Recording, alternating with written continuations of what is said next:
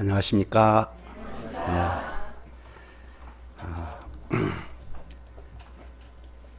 네. 2017번째 맞는 성탄 주일입니다. 오늘의 제 주인공은 아기 예수님이시죠. 전능하신 창조주, 영원부터 영원까지 살아계신 하나님이 하늘의 보좌를 버리고 이 땅에 아기의 몸으로 태어나신 성탄절. 여러분 이제 따라서 해보십시오. 아기 예수님 성탄 축하드립니다. 아기 예수님 찬양합니다. 아기 예수님 경배드립니다. 아기 예수님 사랑합니다. 예, 이 고백이 우리의 마음으로부터 이루어지면 다른 메시지는 필요가 없다고 생각됩니다. 예. 우리가 이 세상 사회 여러 모양으로 부대끼고 눌리고 쫓기고 스트레스를 받기 때문에 우리 마음이 늘 이제 메마르게 되는데, 오늘 아기로 육신을 입고 이 땅에 하늘에서 내려와 이 땅에 오신 우리를 너무 사랑하셔서 우리 죄인들을 구원하여 새 삶을 주시기 위해서, 영원한 삶을 주시기 위해서 아기로 오신 예수님을 많이 묵상을 하면서 우리 마음 열고 아기 예수님 예배할 수 있기를 간절히 바랍니다. 예. 다시 한번 해볼까요? 아기 예수님 성탄 축하드립니다. 아기 예수님 사랑합니다. 기도하겠습니다. 하나님 아버지, 우리 죄인들이 무엇이간데 이처럼 사랑하셔서 하늘의 영광과 권세와 보좌를 버리고 이 땅에 오시되 가장 작은 고을에, 가장 낮은 자리에, 마국강 구유에 연약한 아기로 오셔서 우리 인생들에게 새 삶을 주시고 구원을 베풀어 주시는지, 아버지 하나님, 그 크신 사랑을 다시 한번 마음으로부터 감사하며 찬양을 드립니다. 오늘 아기 예수께서 이 땅에 오신 이 복된 성탄절을 맞았습니다. 오늘 이 시간에 우리의 마음을 낮춰주시고 비워주시고 겸손케 해주셔서 마국강 구유에 아기로 오신 예수님을 다시 한번 심령에 모셔 드릴 수 있도록 우리 모두에게 은혜를 베풀어 주시옵소서. 이 종은 질그릇이요 먼지요 티끌입니다. 우리 주님 오심을 감히 말로 어떻게 정언할 수가 없는 죄인입니다. 불쌍히 여겨 주시옵고 주의 성령께서 이 종을 다만 도구로 쓰시고 저의 마음에, 우리 모두의 마음에 다시 한번 아기 예수님을 모셔드리는 복된 예배의 시간이 되도록 은혜를 베풀어 주시옵소서. 예수님의 이름으로 감사하며 기도드립니다. 아멘. 오늘 본문은 이렇게 시작됩니다. 유대 왕 헤롯 때 예수께서 유대 베들레헴에서 나시매. 이 말씀은 두 가지 중요한 사실을 말해주고 있습니다.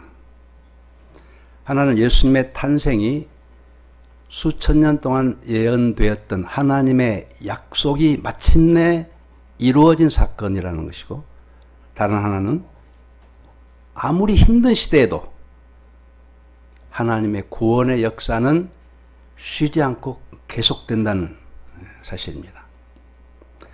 지금도 하나님의 구원의 역사는 계속되고 있습니다. 첫째, 메시아를 찾는 박사들. 당시 이스라엘은 로마의 식민 통치와 역사상 가장 잔인했던 왕 헤롯의 공포 정치 아래서 두려움과 불안, 가난과 질병에 시달렸습니다. 백성들은 구약 시대로부터 귀에 못이 박히도록 메시아 탄생의 예언을 들었고 메시아가 어디서 날 것인지를 정확히 알았지만 정작 아기 예수님이 탄생하셨을 때 그 사실을 알지 못했습니다. 반면에 멀리 동방 페르시아의 천문학자들인 이방인 박사들이 아기로 탄생하신 메시아를 만나기 위해서 예루살렘에 이르러서 물었습니다. 유대인의 왕으로 나신 이가 어디 계십니까? 우리가 동방에서부터 그의 별을 보고 그에게 경배하러 왔습니다. 당시 유대에서 인류의 메시아가 태어난다고 하는 메시아 대망 사상이 바벨론 포로로 잡혀갔던 유대인들을 통해서 이방 세계에 널리 퍼져 있었다고 합니다. 그들은 희미한 꼬투리만 있어도 눈과 귀를 크게 열고 별자리를 연구했습니다. 그들이 별자리를 관측하고 메시아의 별을 찾은 목적은 메시아를 만나서 경배하기 위함이었습니다. 그들은 단순한 학문 연구를 뛰어넘어서 믿음을 갖고 메시아를 찾았고 그에게 경배하기를 원했습니다. 그들은 순수했고 진리에 대한 갈급함과 사모함이 있었습니다. 이들이야말로 진정한 지성인들이요 현자들이었습니다.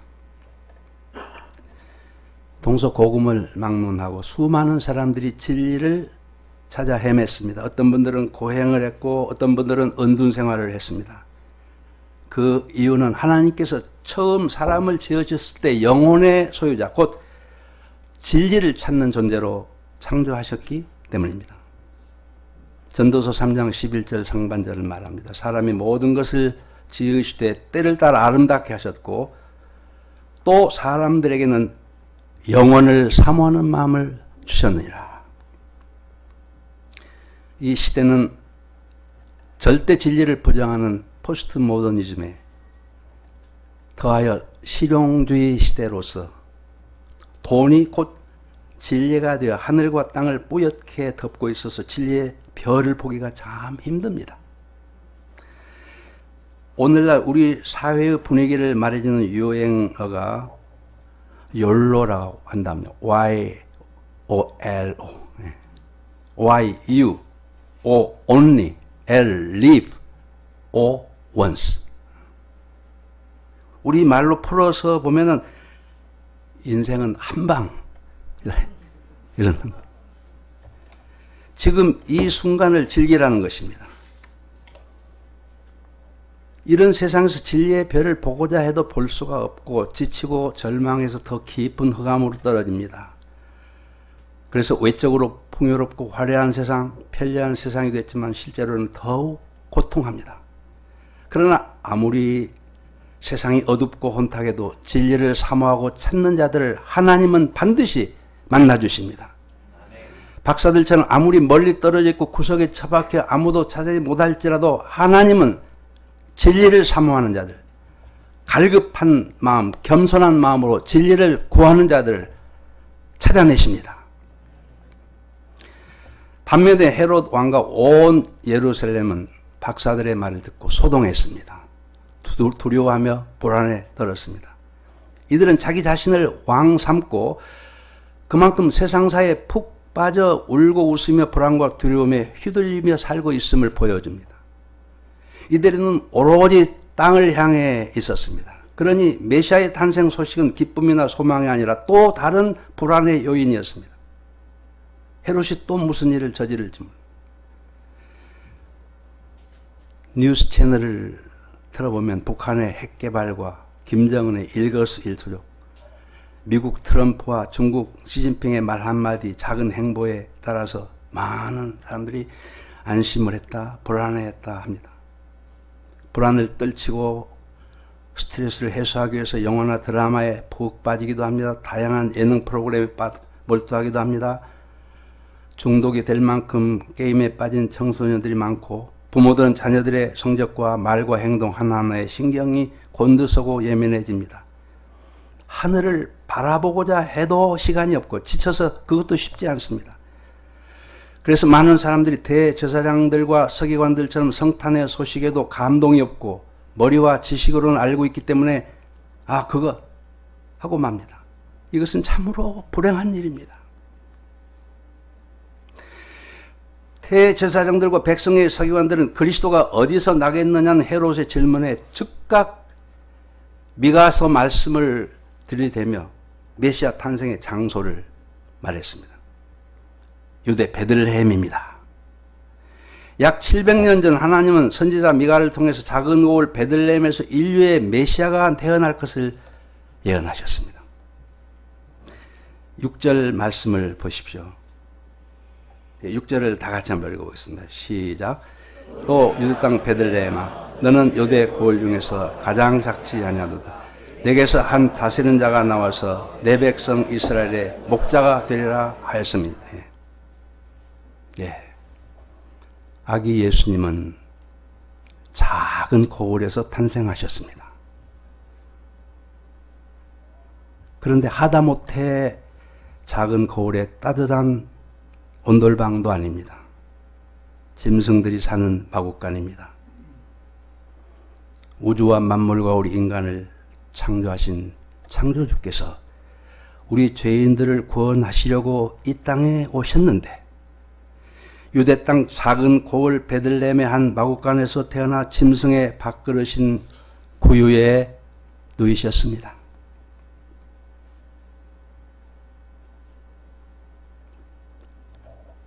그 어린 주 예수 눌 자리 없어 그 귀하신 몸이 구유에 있네. 찬송가 113장을 참 부를 때마다 가슴이 먹먹해집니다. 그 어린 주 예수 눌 자리 없어 그 귀하신 몸이 구유에 있네. 그 마음이 대도시같이 시끄럽고 복잡하고 부유했던 헤롯 왕과 대제사장들과 서기관들의 마음 속에는 아기 예수님이 탄생하실 수가 없었지만, 작은 고을 같은 이방인 박사들의 마음에는 탄생하실 수가 있으셨습니다. 오늘날 우리에게 성탄의 의미가 무엇이겠습니까? 아기 예수님께서 내 마음 중심에 새롭게 탄생하시는 것입니다. 우리 마음이 작은 고을 마국간처럼 가난하고 낮아지고 비워져야만 아기 예수님이 내 마음에서 탄생하실 수가 있습니다. 저는 우리 모임의 스탠 목자로 40년을 살았습니다. 그 중에 6년은 한국 대표를 했고요. 그 후 6년 아프리카 실버 선교사로서 살았습니다. 근데 지난 9월부터 이 모든 것을 떠나서 경기도 수동의 산골에서 살게 됐습니다. 처음 한두 달은 46년 만에 안식년을 즐기는 것이 좋았지만 두어 달이 지나자 마음이 허전해지고 70대 중반이 되어 건강도 전과 같지 않고 그냥 나띵이 되는 것 같은, 영육간에 아주 작은 거울이 된 것 같은 느낌이 들었습니다. 참 조금 슬펐습니다. 그런데 본문을 묵상하면서 성령께서는 바로 이 누추하고 가난한 자리에 예수님이 오신다는 것을 깨우쳐 주셨습니다. 그리고 제 마음 중심에 아기 예수께서 오시니 새로운 감동과 설렘이 일어나기 시작했습니다. 예수님이 내 마음속에 탄생하셔야만 감격의 마음으로 하기 예수님께 경배 드릴 수가 있습니다. 그렇지 못하면 머리 경배를 하게 되겠죠. 우리가 이 예배를 드릴 때 참 은혜롭다고 느낄 수 있으나 현실로 돌아가면 다시 냉랭해질 수밖에 없습니다. 우리 학사 목자님들은 무한 경쟁의 사회에서 종일 직장에 시달려야 하고 시간도 부족해서 대학생 양치는 것도 쉽지 않고 캠퍼스 복음 역사에 별로 기여하는 것이 없는 것 같고 별 볼 일 없는 것 같이 느껴지거나 자신이 작은 거울처럼 생각되는 분은 없습니까? 네. 서울시 교육청 발표에 따르면 언어폭력, 사이버폭력, 괴롭힘, 강제추행 등 학교폭력이 갈수록 심각해지는데 중고등학교보다도 초등학교가 가장 높다고 합니다. 이런 사회에서 자녀들을 신앙으로 양육하는 것도 벅찬 일이고요. 여하튼 자신이 작은 거울처럼 생각되고 좀 슬픈 마음이 들거나 절망감이 드는 분은 없습니까? 아기 예수님께서는 작은 거울에 오십니다. 이때가 아기 예수님께서 마음속에 탄생하여 내 마음을 가득 채워 충만하게 되고 주위에 예수님의 사랑을 드러낼 은혜의 기회입니다. 여러분, 이 예배의 시간에라도 동방 박사들처럼 온갖 세상의 염려들과 내 생각과 내 욕심과 자기 사랑의 본성을 비우고 낮추어서 우리의 마음이 작은 거울들이 됨으로써 아기 예수님께서 내 마음 중심에 새롭게 탄생하시도록 합시다. 둘째, 목자왕 아기 예수님. 작은 곳 베들레헴 고유에 놓이신 아기 예수님은 어떤 분이십니까?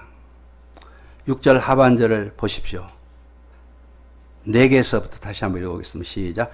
내게서 한 다스리는 자가 나와서 내 백성 이스라엘의 목자가 되리라 하였습니다.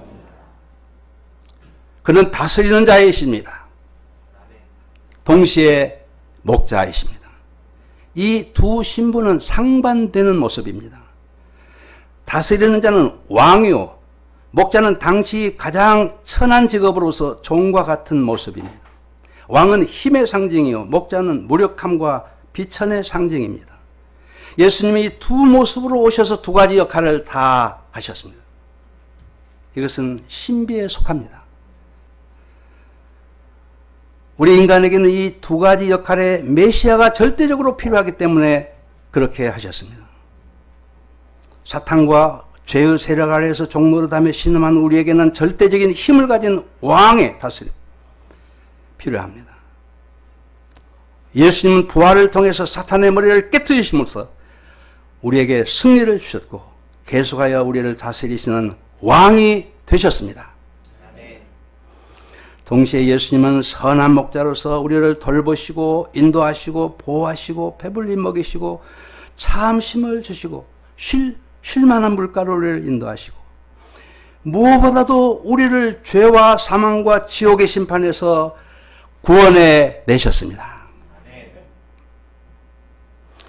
이철환 씨가 쓴 연탄길이라는 세 권의 책에는 우리의 가슴을 훈훈하게 때로는 감격하게 해주는 실화 121편이 수록되어 있습니다. 어떤 가족이 여행에서 돌아오다가 교통사고를 당해서 16살 된 딸이 두 개의 보조다리 없이는 걸을 수 없게 됐습니다.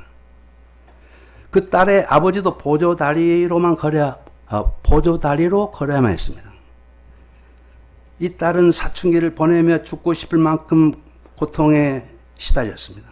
때로는 밥도 먹지 않고 울고 있는 이 딸에게 위안이 되어줄 수 있는 사람은 같은 보조다리를 쓰고 있는 아빠뿐이었습니다. 그 딸은 아빠의 사랑으로 어려움을 극복하고 대학에 입학했습니다. 입학식장에서 아빠와 딸은 서로 보조다리에 몸을 기댄 채 기뻐하며 자랑스러워했습니다. 입학식을 마치고 나오는데 그들의 눈앞에서 아주 긴박한 상황이 벌어졌습니다. 차가 다니는 도로 쪽으로 어린 꼬마가 뛰어들고 있었습니다. 앞서 걸어가던 아빠는 그 아이를 향해 전속력으로 달려가서 그 아이를 안고 인도로 나왔습니다. 보조다리를 팽개친 채 말입니다. 그 딸은 놀랐습니다. 아빠하고 소리를 쳤지만 아빠는 못 들은 채 다시 보조다리를 주워서 양팔에 끼고 그냥 서둘러 가버렸습니다. 그 아빠는 교통사고 때 팔만 조금 다쳤을 뿐인데 그 딸을 위해서 4년 동안 보조다리를 짚고 다녔던 것입니다.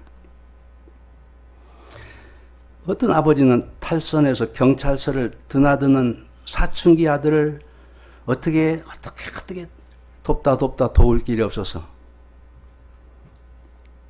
그 마음의 아이디어가 떠올랐나 봐요. 어느 날 동네 슈퍼마켓에 가서 물건을 훔쳐가지고 스스로 감옥에 갇혀 감옥살이를 했습니다. 그 아들은 나중에 변화됐습니다. 이렇듯 우리 부모의 사랑은 하해와 같습니다. 하지만 부모님들이 자식들을 대신해서 보조다리를 하고 감옥에도 가고 혹은 죽어줄 수 있다고 할지라도 자식들의 죄를 없애주거나 영원한 죽음에서 살려낼 수는 없는 것입니다. 그러나 우리의 목자 왕으로 오신 예수님은 우리를 모든 죄와 죽음과 심판과 영원한 지옥에서 구원내시는 구주이십니다. 세상의 어느 왕이 수준 낮고 천박한 백성들을 살리기 위해서 나띵이 되고 십자가에 못 박혀 저주받은 자가 되며 목숨까지도 내어 주겠습니까? 그런데 세상에 창조주신 예수님께서 그렇게 하셨습니다. 자기를 낮추신 왕, 들리지 않으신 왕, 앞에 예에서 나온 그 소년, 소녀의 아버지들처럼 숨어서 섬기는 그러면서도 목숨까지도 죄인들을 위한 대속물로 내어주신 왕. 그분이 목자 왕으로 나신 아기 예수님이십니다. 이 목자 왕 예수님이 이 땅에 오셨기 때문에 저와 여러분들이 살아나서 새 삶을 살게 됐습니다. 누구든지 그에게로 가면 어떤 상처도 치유됩니다. 모든 죄악이 양털같이 씻어집니다. 사단의 권세, 사망의 권세에서 해방됩니다. 오그라들었던 가슴이 펴지고 절망에 누웠던 자들이 일어나 꿈을 꾸게 됩니다. 이기심과 정욕에서 건져내어 목자가 되게 하십니다. 성령의 능력을 주셔서 세상을 이기게 하십니다. 세계 구원의 꿈과 비전과 열정을 갖게 하십니다. 만민을 품고 기도하는 제사장이 되게 하십니다. 인간에게는 누구나 목자 왕이 필요한 양들입니다. 목자 왕 예수님께서 이 땅에 오신 날이 성탄절입니다. 목자 왕으로 구유에 누이신 아기 예수님께 온 마음으로 찬양을 드리십시다. 아멘. 셋째, 큰 기쁨 참 경배. 박사들은 서기관들의 성경 해석을 통해서 메시아가 나신 것을 알게 됐지만 실제로 그들을 예수님께로 인도한 것은 다시 나타난 별이었습니다. 한국창조과학회 회원이신 김명환 교수는 오늘날 눈부신 과학의 발전으로 별들을 실시간으로 확인하는 프로그램이 만들어져 예수님 탄생 직전의 별의 움직임을 알아봤더니 왕의 탄생을 알린 그 별을 확인할 수 있었다고 합니다. 동방의 박사들은 낙타 등에 올라 그 별의 움직임을 따라서 수많은 고난을 겪으며 긴 여행 끝에 유대 땅까지 왔습니다. 그들이 왕의 말을 듣고 나가니 동방에서 보던 그 별이 문득 나타나 그들의 앞을 인도하다가 이제 베들레헴까지 갔겠죠. 아기 있는 곳 위에 머물렀었습니다. 배너에 보면 그 스포트라이트가 쫙 그 집으로 향해 이제 비치죠. 오늘날 이 별은 성령님을 가리킨다고 볼 수 있습니다. 우리가 많은 성경 지식을 갖는 것은 중요합니다. 그러나 서기관들처럼 많은 성경 지식을 가졌다 해서 그것이 우리의 가슴을 예수님에게로 인도하지 않을 수도 있음을 알 수 있습니다. 겸손하고 갈급한 마음, 마구 구유와 같이 베들레헴과 같이 낮아진 마음, 그리고 성령님의 인도하심을 구하는 자가 예수님을 만날 수 있습니다. 예수님께로 가는 것은 나의 능력이나 의지나 힘으로 되지 않습니다. 오직 성령으로 가능합니다. 이미 내 안에 들어와 계시는 성령님께서 나를 예수님에게로 인도해 주시기를 기뻐하시고 반드시 그렇게 하십니다. 그러므로 우리는 무시로 내 안에 같이 살고 계시는 성령님께 마음을 열고 의지하며 감사하며 안심하며 나아가면 되는 것입니다. 예수님께로 나아가고자 할 때 사탄이 방해합니다. 나의 내면의 상태, 여러 세상의 바쁜 일들, 혹은 일시적으로 즐겁게 하는 것들, 걱정되는 것들, 이런 것들이 돌아가면서 방해를 합니다. 그래서 희미했던 영적 소원마저도 없어져 버리기 쉽습니다. 그럼 우리는 정말 영적으로 깨어서 주의 성령께서 나를 긍휼히 여기시고 도우셔서 아기 예수님께로 나를 인도해 주시도록 정말 겸손한 마음으로 주님을 의지해야 합니다. 그 별이 아기 있는 곳 위에 멈추어 섰을 때, 곧 그 별의 주인공을 찾았을 때 박사들의 기쁨이 어땠습니까? 우리 10절을 한번 읽어보겠습니다. 시작. 그들이 별을 보고 매우 크게 기뻐하고 기뻐하더라. 매우 크게 기뻐하고 기뻐하더라. 사중의 강조입니다. 이들의 기쁨은 인간이 맛볼 수 있는 최고의 기쁨이었습니다. 인간의 언어로 어떻게 더 이상 표현할 수 없는 그런 기쁨. 원색적인 기쁨이었습니다. 킹 제임스 번역은 They were overjoyed. 아주 짧게 얘기했어요. 박사들은 할 수 있는 대로 근엄한 표정에 폼을 잡아야 권위가 돋보입니다. 그러나 그들은 그럴 수가 없었습니다. 그들은 솟구쳐 오르는 그 기쁨으로 인해서 오버했습니다. 그들이 이 기쁨을 어떻게 표현했을까요? 아마도 서로 얼싸안고 덩실덩실 춤을 추지 않았을까요? 그분을 찾았어. 하나님 감사합니다.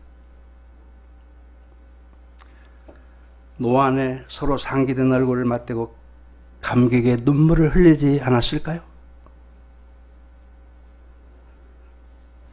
하나님은 우리 인간을 창조하실 때 이런 충만한 기쁨이 없이는 행복할 수 없는, 살 수 없는 존재로 창조하셨습니다. 이 기쁨을 성경에서는 희락이라고 말합니다. 갈라디아서 희락이 성령의 열매라고 말합니다. 영혼의 존재로 창조된 우리 인간은 이 기쁨을 맛보아야 살 수가 있습니다. 어거스틴의 말대로 우리 인간에게는 이 세상 것으로는 결코 채울 수 없는 빈 공간이 있습니다.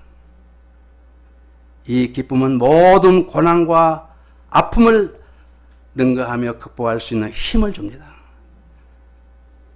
우리 인간들은 자연적으로, 본성적으로 그렇게 창조하셨기 때문에 기쁨을 얻기 위해서 산다고도 볼 수 있습니다. 그러나 참 기쁨이 어디에서 오는지를 모르기 때문에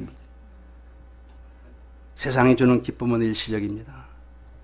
그래서 사람들이 갈수록 더 자극적인 기쁨을 찾아 헤맵니다. 게임 중독, 음란 중독, 마약 중독, 돈 중독, 술 중독, 요즘은 이상한 중독에 빠진 사람들이 있습니다. 심지어 운동 중독, 일 중독, 쇼핑 중독, 먹는 중독 등 다양합니다.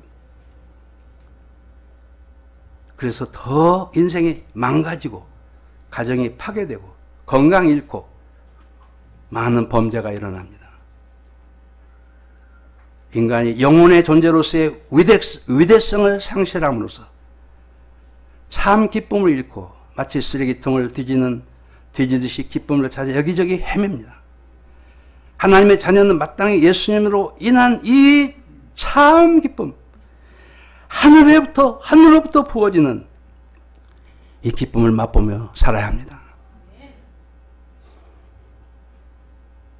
이 기쁨을 맛보는 사람들은 세상에서 얻을 수 있는 일시적인 기쁨이 너무나 시시하고 유치하게 보입니다.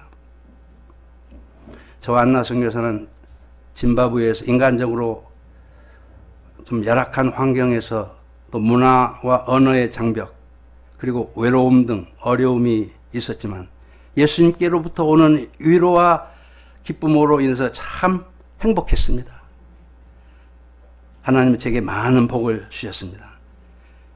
옆에서 많은 기도 가운데 늘 영적인 조언을 해주고 또 맛있는 음식으로 섬겨주는 사랑하는 안나 동역자가 있습니다. 저는 한 가지만으로도 정말 행복한 사람. 믿음으로 서로 사랑하며 살고 있는 두 아들과 두 며느리들로 인한 기쁨도 큽니다. 또한 5명의 너무나 예쁘고 밝고 사랑스러운 손자, 손녀들이 주는 기쁨도 큽니다.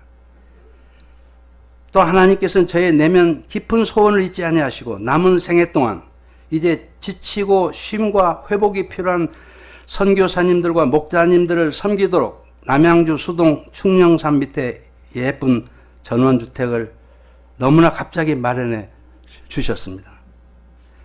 그래서 우리 자신이 아주 공기 좋고 아름다운 자연 속에서 하나님의 손길을 마음껏 누리며 쉼을 얻게 하셨습니다. 그러나 이렇게 좋은 것들도 사이드 축복일 뿐입니다. 별거 아닙니다. 참 복은, 참 축복은 항상 내 마음 중심에 계신 예수님이십니다. 아기로 오신 예수님 생각하면 더 절절합니다. 그분 안에서 진정한 기쁨이 흘러나옵니다. 이 예수님이 계시기 때문에 다른 축복이 의미가 있고 또 기쁨이 됩니다. 이 예수님이 계시기 때문에 그렇습니다. 초막이나 궁궐이나 사막이나 푸른 초장이나 그 어디나 하늘나라입니다. 이제 11절을 보십시오. 11절 다 같이 읽어보겠습니다. 시작. 집에 들어가 아기와 그의 어머니 마리아가 함께 있는 것을 보고 엎드려 아기께 경배하고 보배압을 열어 황금과 유향과 몰약을 예물로 드리니라. 박사들은 아기 예수님이 계신 집으로 들어갔습니다. 그곳은 집이라기보다는 마구간이었을 것입니다. 그들은 어머니 마리아와 함께 있는 그 아기를 보았습니다. 그들의 눈은 아기께 고정됐습니다. 저 하늘의 별들 반짝이는데 그 어린 주 예수 꼬리에 평안히 주무시고 있었습니다. 박사들은 그 아기 예수님에게 경이로움과 성스러움을 받습니다. 만왕의 왕, 만주의 주, 목자 왕을 보았습니다. 박사들은 아기 예수님 앞에 무릎을 꿇었습니다. 그들의 얼굴이 땅에 닿을 정도로 그 몸을 엎드려 아기께 경배했습니다. 그리고 그들은 보배압을 열어 황금과 유향과 몰약을 예물로 아기 예수님께 바쳤습니다. 경배와 예물 드리는 것은 따로 뗄 수 없는 한 행동입니다.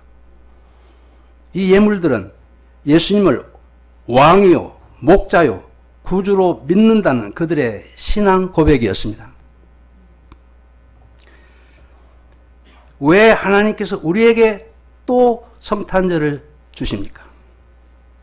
바로 모든 거짓 왕들을 몰아내고 아기 예수님, 우리의 경배받으실 목자 왕 예수님을 마음 첫자리에 다시 모셔드려서 온전한 경배를 드림으로 동방 박사들이 맛보았던 그 감격과 기쁨과 환희를 누리라고 해마다 성탄절을 주시는 것입니다. 적어도 1년에 한 번이라도 새롭게 제대로 성탄절을 맞이한다면 1년을 잘 살 수 있습니다. 그래서 2017번째나 지금 주신 것입니다. 저의 74년의 생애를 돌아보아도 예수님을 알지 못했던 인생 제1막 20년은 그냥 제껴둬야 되고요. 예수님을 알게 된 이후의 인생 제2막 48년, 그리고 아프리카 실버 선교사로 쓰임받은 인생 제3막 6년을 돌아볼 때 저는 허물과 죄로 하나님을 슬프시게 할 때가 많았지만 가장 행복했던 순간들은 저의 마음 첫자리에 이 예수님을 모시고 순수하게 경배할 때였습니다. 때로는 마음이 낡고 무뎌졌을 때 힘든 시련을 통해서라도 자아가 죽고 마음 첫자리에 예수님을 다시 모셔드려 순수한 경배를 회복할 때 가장 행복했습니다. 하나님께서 우리에게 1년에 한 번이라도 다시 성탄절을 주신 것은 우리 개인이 동방박사들처럼 되게 하실 뿐 아니라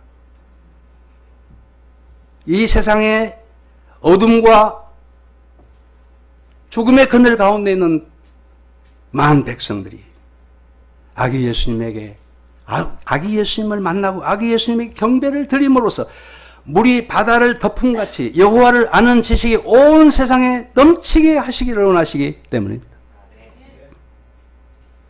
우리 UF 공동체가 이 땅에 태어난 지가 56년 됐습니다. 56세 청장년이 됐습니다. 한 세대가 지나는 동안 많은 일들이 있었지만 역사상 세계 최대의 전문인 자비량 선교사 파송 선교 공동체로서 오늘날까지 캠퍼스 제자 양성과 전문인 자비량 선교의 소명을 지키며 올 수 있게 된 것은 이름도 없이 빛도 없이 동방의 박사들처럼 순수하고 겸손하게 아기 예수님에게 경배하며 살아온 여러분들, 그리고 많은 믿음의 사람들이 있었기 때문이라고 생각됩니다. 저희가 안암 2부에 10번 넘게 부름을 받아왔네요. 11번째인 것 같아요, 이번에. 그런데 이곳에 올 때마다 큰 은혜를 받는 것은 동방 박사들처럼 순수하게 예수님을 경배하며 살고 있는 우리 이누가 목사님, 그리고 여러분들이 있기 때문임을 고백합니다. 또 한편으로는 저를 포함해서 시니어들로부터 시작해서 우리 공동체의 리더들이 오랜 성경 공부로 쌓인 성경 지식만큼 동방 박사들의 예수님을 향한 갈급함과 겸손함과 순수함이 살아있는가 고민하며 질문하게 됩니다. 어떤 분은 신앙생활을 하여도 좀처럼 본성이 변화되지 않는다고 절망합니다. 어떤 분은 적지 않은 신앙생활에 얻은 게 뭐냐 하는 생각으로 기쁨을 잃습니다. 해결되지 않는 현실 문제로 마음이 눌립니다. 20세기 대표적인 영성가였던 에이든 토저는 이렇게 말했습니다. 인간의 존재 목적은 하나님을 예배하는 것이다. 신앙생활의 본질은 경배의 왕 예수님에게 자기 자신을 온전히 드려서 경배하는 것입니다. 이럴 때 기쁨을 주시고 필요한 것들도 덤으로 주십니다. 본성의 변화도 주십니다. 때가 되면 현실 문제도 해결해 주십니다. 현실의 상황은 우리의 마음을 답답하게 합니다. 그러나 여러분, 동방의 박사들처럼 우리의 눈을 위로 향합시다. 나의 내면의 방 첫자리의 문을 열고 첫자리에 무엇이 있는지를 돌아보고 목자요 왕이신 예수님, 아기로 이 땅에 오신 예수님을 첫자리에 모셔드립시다. 나 한 사람이, 우리 가정이, 우리 교회가, 이 사회가 경배왕 예수님을 첫자리에 모시고 경배드릴 때 나와 가정과 교회와 이 나라가 변화되고 새로워질 것입니다. 동방 박사들에게 주셨던 그 감격과 환희와 기쁨을 회복할 수 있을 것입니다. 본문은 이렇게 끝맺고 있습니다. 그들이 꿈의 헤로데게로 돌아가지 말라 지시하심을 받아 다른 길로 고국에 돌아가니라. 그들은 오랜 세월 메시아를 기다려왔고 메시아를 만나기 위해서 많은 시간과 물질을 들였고 메시아를 찾아 경배한 후에 고국으로 돌아갔습니다. 그들은 메시아 예수님을 만나 경배한 그 사실로 더 이상 여한이나 미련이 없었습니다. 오직 기쁨과 평강과 소망으로 충만했습니다. 동방박사들의 삶의 여정 그 자체가 어떻게 보면 메시아께 드리는 경배였습니다. 오늘 2017년 성탄절을 맞아서 아기로 오신 예수님에게 진실된 경배를 드릴 뿐 아니라 우리 각자의 전 생애가 아기 예수님께 경배 드리는 생애가 되게 해주시기를 기도하십시다. 또한 다가오는 2018년 한 해 동안 우리 모든 아남 이브의 동역자님들이 이 예수님의 사랑 안에서